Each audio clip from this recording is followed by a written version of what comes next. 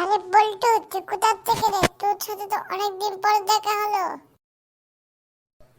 তুই কোথা থেকে এসেছিস? শুনেছি তোরা নাকি ওই মাঠে খেলতে গিয়েছিস। হ্যাঁ রে, সেদিনের ঘটনার বুলার। সেদিন কি হয়েছে তুই জানিস? কি রে, সেদিন কি হয়েছে? আমাকেও বল, আমিও শুনতে চাই তোরা সেদিন কি করেছিস। তবে শোন আমার কথা। সেদিন ছিল আমাবস্যার দিন। দিনে আমরা বিকালবেলা খেলতে গিয়েছিলাম ওই মাঠে। মাঠের মুখ আশেপাশে কেউ ছিল না, তাই আমরা সবাই মিলে সেখানে খেলছি আর খেলছি। খেলতে খেলতে তখন আজান দিয়ে ফেলেছে মাগরিবের। আমরা সবাই ভাবলাম সমস্যা নাই, আর একটু খেলি। খেলতে খেলতে কিছুক্ষণ পর দেখি একটা সাদা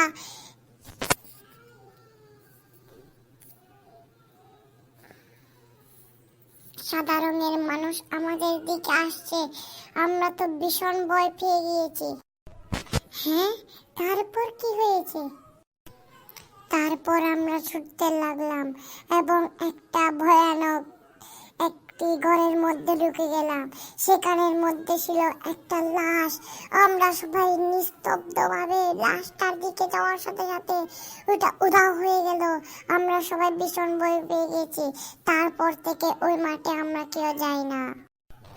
ওরে বাবা, তোরা কেমনে সেখানে ছিলি? আমি হলে তো সেখানে মারাই যেতাম।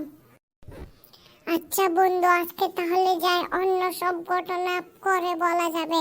আজকে যদি মাগরিবের আজান দিয়ে দেয়, আমরা কিন্তু মাগরিবের আজানের পরে ওই আত্মাটাকে এখানে সেখানেও ঘুরতে দেখি।